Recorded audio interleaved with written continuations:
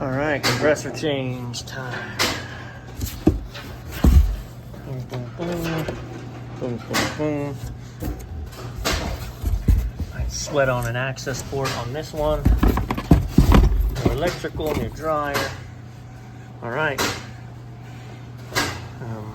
This electrical is totally shot, so I'm gonna watch this guy. Here. All right, so baby steps here, right? So we've unhooked all the electrical, which is the power that ran in and out to the actual start components for the compressor, the pressure control, and the fans. So the system's empty. Step one, I think we'll untorch these. Step two, we'll untorch those, and then we'll unbolt this and pull it out. All right, step three. So we've got that torched out. We've got suction line, liquid line removed. And the compressor unbolted. And now we're gonna pull her out. All right, ugly weld on that one. I saw her struggling like crazy to get that backside good. So I am actually not a big fan of wet rag. I do use it. I especially use it on dryers because I am a average torcher in skill at best. So I had to really overheat this to kind of get all that done, and so I put wet rag on there. I normally will just wrap it with a towel. But, all right, so yeah, I mean the discharge line went easy peasy, but the suction line was fighting. All right, let's hit this. All right, so those I feel good about. We just put pressure on the system.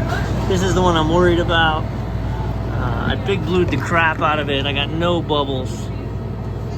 What gets me is I got no bubbles at all, anywhere. Yet I swear, when I was wiping it off with the rag, I heard it go but I must have heard something else.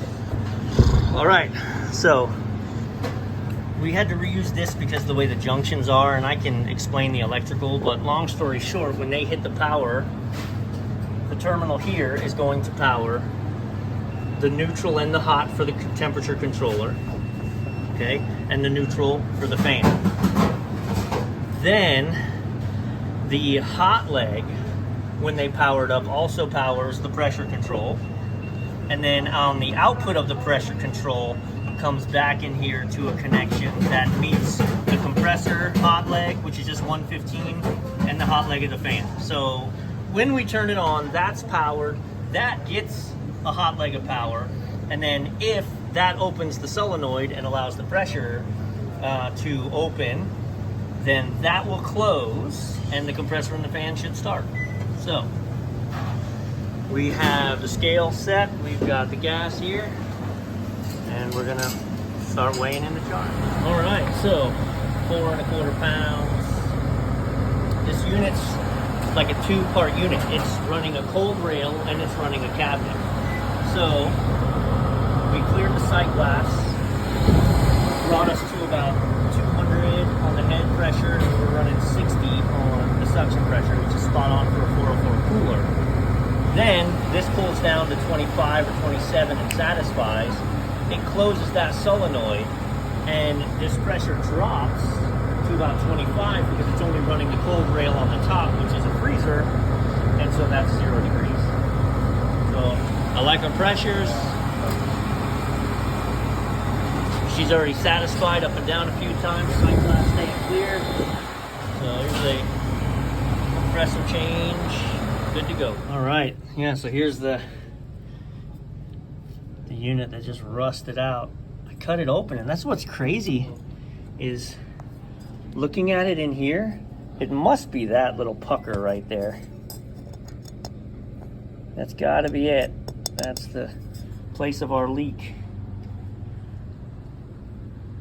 But the rest of it, I mean, it looks good for as rusted out as it is on the outside. One little weak spot. Very cool to cut these things open. There's no oil left in this thing at all either. But good times.